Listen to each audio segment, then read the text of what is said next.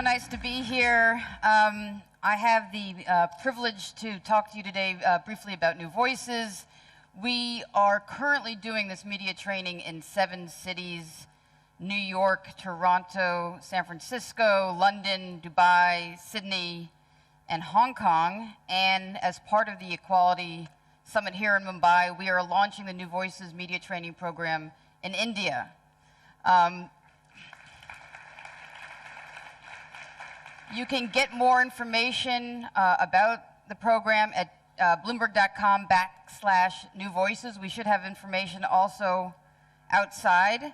And I would just say to everyone here, if you care about representation in your company, if you're an advocate for advancing women in the workplace, you should care about how your company is represented in the media. And we are making all the efforts that we can to help move this forward. So thanks for that. Now, and here we have the URL right there.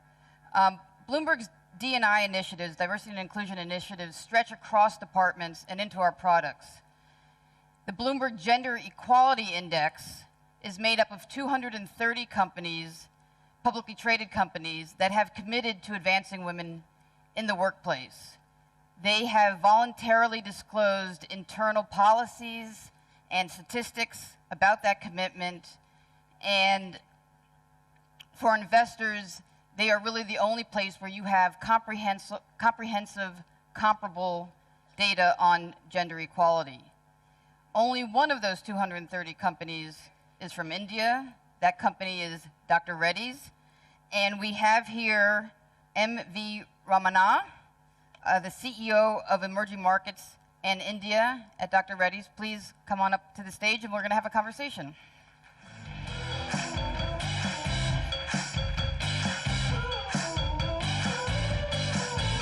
Thanks for joining us.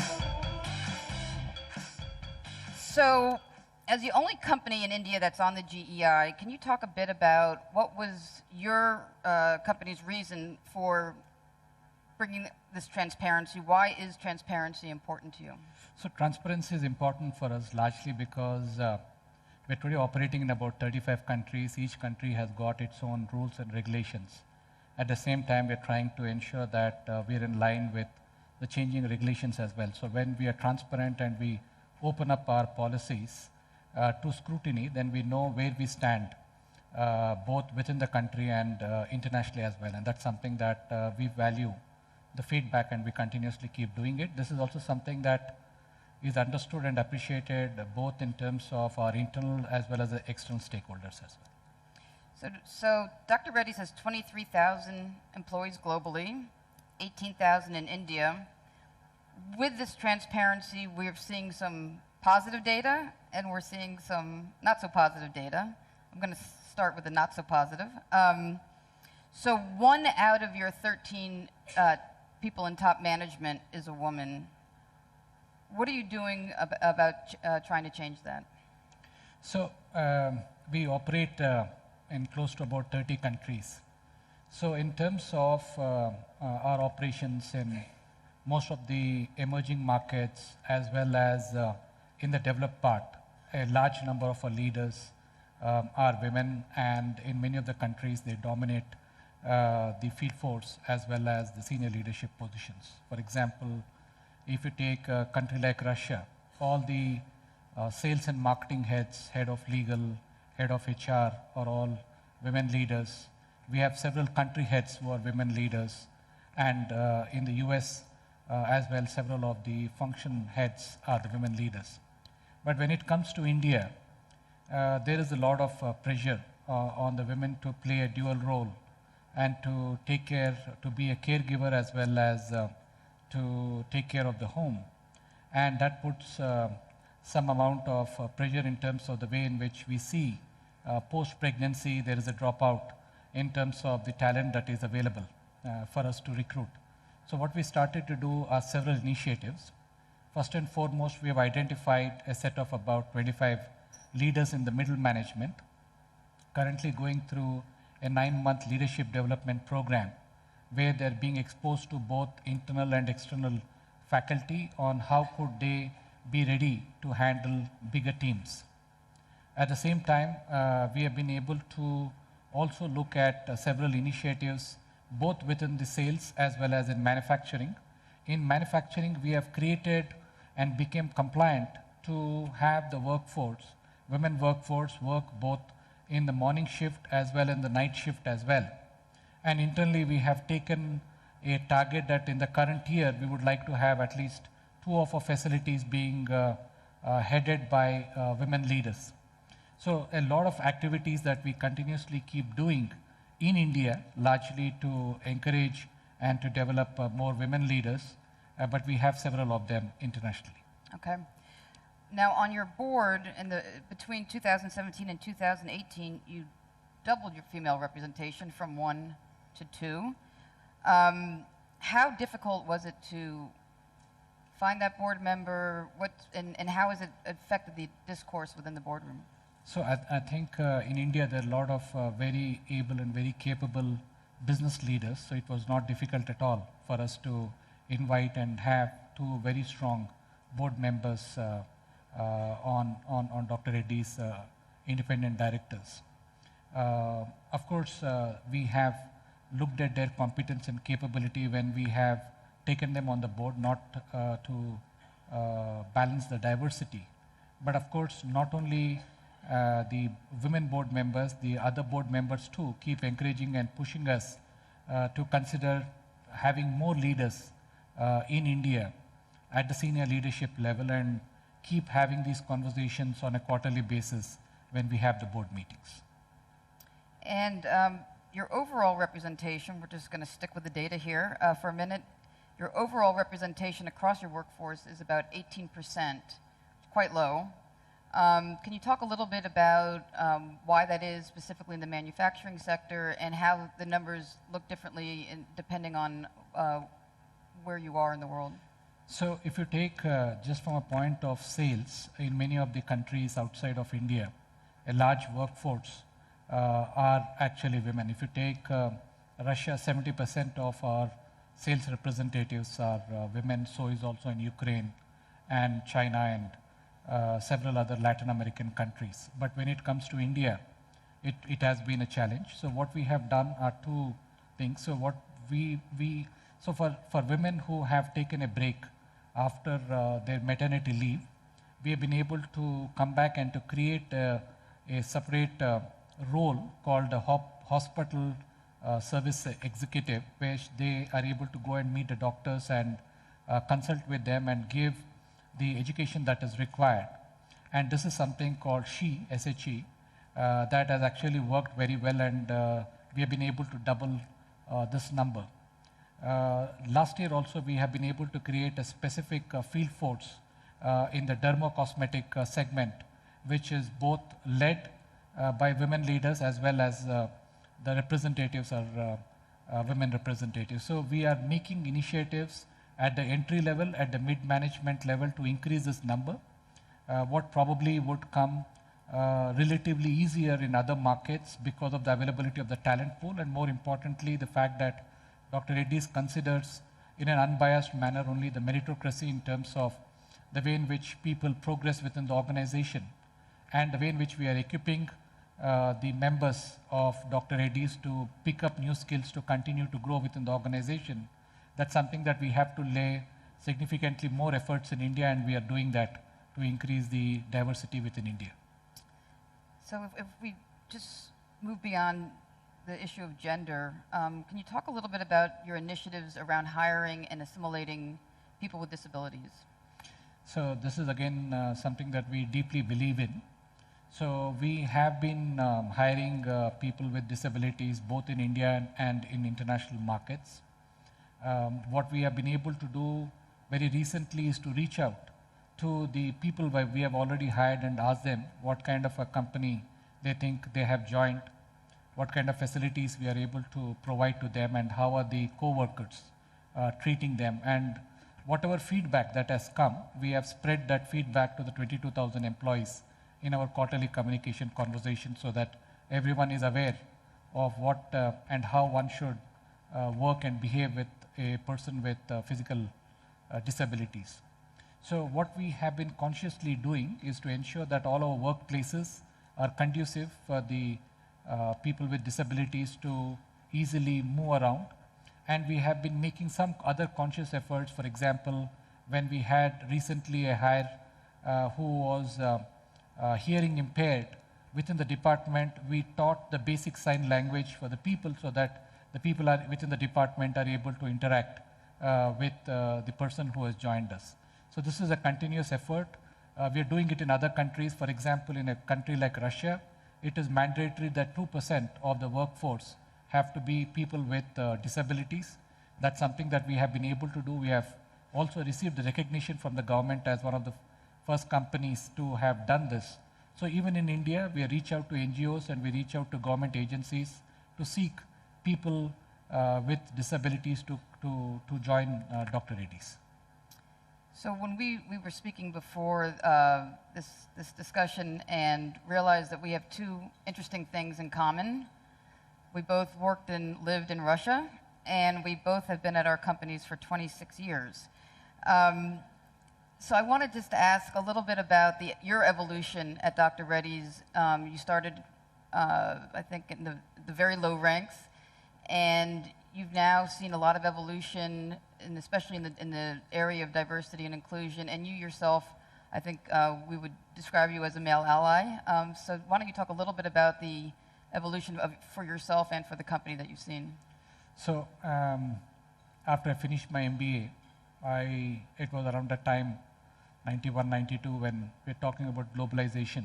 I wanted to actually build a made in India brand internationally. So one of the companies that was talking about globalization was Dr. Reddy. So I joined them as a management trainee and had the opportunity to build business for Dr. Reddy's in about 25 countries across all the continents. What I think has remained constant with Dr. Reddy's has been the reason why Dr. Reddy's has existed as an organization, which is largely to ensure access of affordable medicines.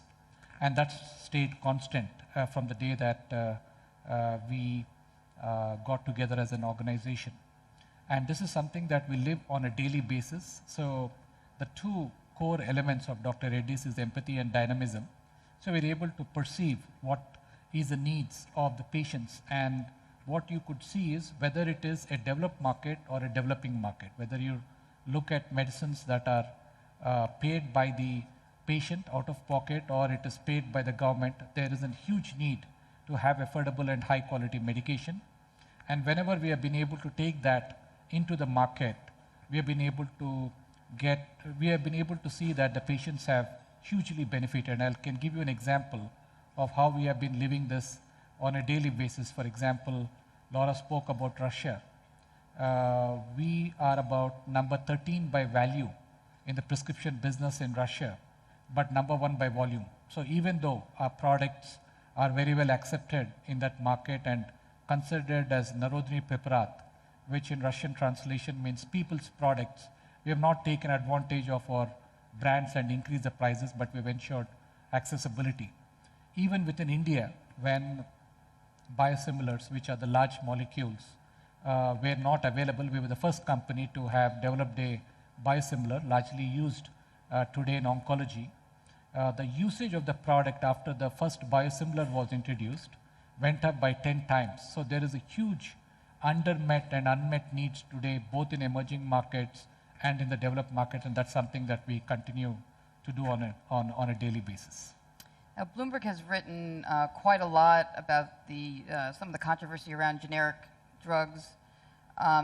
Dr. Reddy's has, as you said, committed to improved access to medicine, and the generics are priced extremely low, and at the same time, there's challenges in some of the developed markets in terms of the rigorous standards that you need to meet, and there's been quite a lot of pushback in the US and in Europe. So are we at a point now where the prices are going to have to rise in order for companies like yourselves to meet these standards?